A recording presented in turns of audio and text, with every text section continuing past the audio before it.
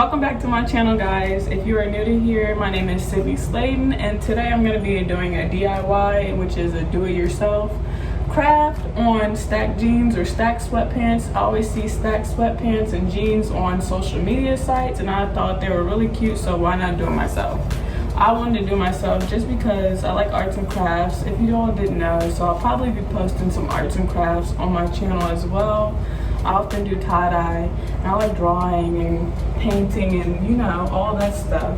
So today I'm going to be doing stacked pants with sweatpants. So all you really need is two things. After looking it up and YouTubing like you all are doing now, I found out all you need is needle and thread, or some people use hot glue, but I wanted to do needle and thread because I didn't want my half part of my stacks to be falling off when I'm walking in public. That's pretty embarrassing, right? Right. So today I got two things. I got crew neck sweatshirt. Got a blue one. I always see people doing gray sweatpants, but I wanted blue, something different. I either wanted blue or black. And for the crew neck, all you really need is the sleeves. So I got this in a large because I wanted them to be pretty big in my sweatpants. And I also got a medium-sized sweatpants.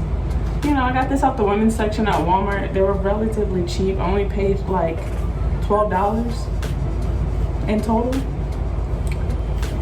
And I actually couldn't find these in the men's section. I had to find these in the women's section. And you know, sweatpants are always in the men's section. So let's get into the video. Alright guys, so to avoid getting copyrighted, I had to make a voiceover. But first step you're going to do is cut the sleeves off your crew neck t-shirt or crew neck sweatshirt. You're going to match them up to make sure they're even with one another. So as you see, I'm cutting both of them off. I was struggling with my scissors. My scissors were pretty dull, haven't been used in a minute, but that's alright. So I made sure they were even. I'm over here flipping out the things back and forth just to make sure they fit into the cuffs of the pants and they match up with the pants itself. This is going to be a relatively short video because it's straightforward and straight to the point, as you see what I'm doing.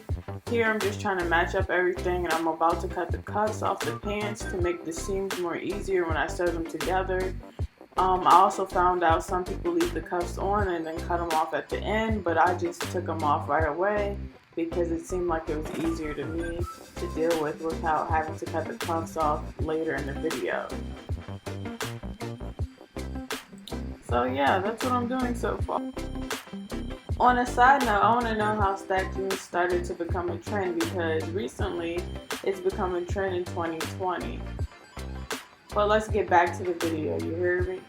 So now I'm just trying to match up the seams with one another, which was pretty hard after cutting the cuffs off, so I soon realized that keeping the cuffs on would have probably been easier for my next step of sewing. So here I'm threading with my needle. As you all know, threading needles is very hard. It took me a minute to thread the needle, and I actually had black thread. I should have got blue thread, which would have made it easier and made it more easy.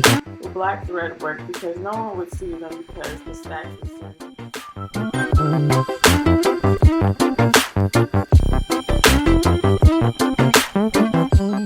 So to begin the process of putting the stack on the sweatpants, I used the slip stitch. The slip stitch is what I learned in elementary school, and it always just stuck with me.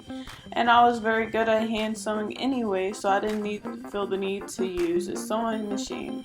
The slip stitch helps individuals and helps the pants maneuver in a way where the stitching will be invisible compared to other stitches, and it's relatively easy to learn. It's just a few loops around the edges of both materials that allow them to connect, and you won't be able to see the stitching at all compared to some stitching methods that people use when making clothing.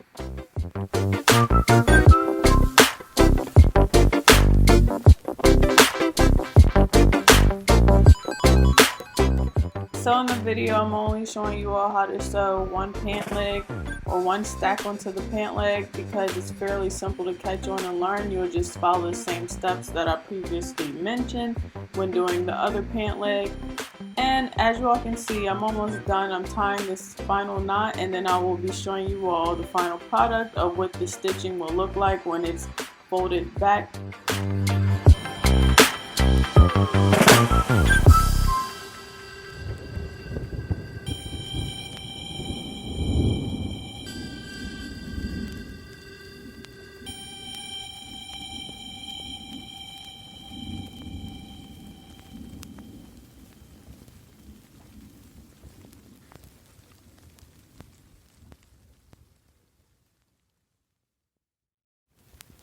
you all may notice that I have a few minor edits that I need to do. For example, right here, the edges are sticking out of the pant leg right there because I missed the spot when I was sewing, but after the video I'll probably go back and fix them and correct them, as well as cut off some of the extra clothing or cloth on the bottom of the pants leg.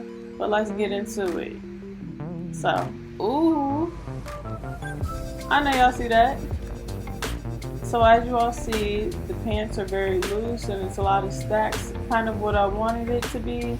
It was pretty good for my first time doing it. I would do it again probably, and I would probably recommend getting a smaller size pants because the bottom, or not the bottom, the top is pretty baggy, but I can fix that fairly easily.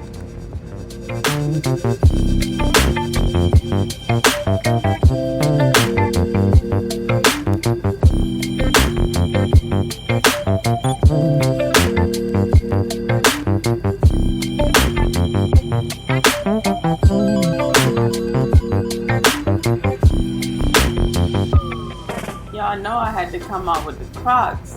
Everybody and their mama know I got these Crocs. Check this out. Bam. Bam. Bam. Bam.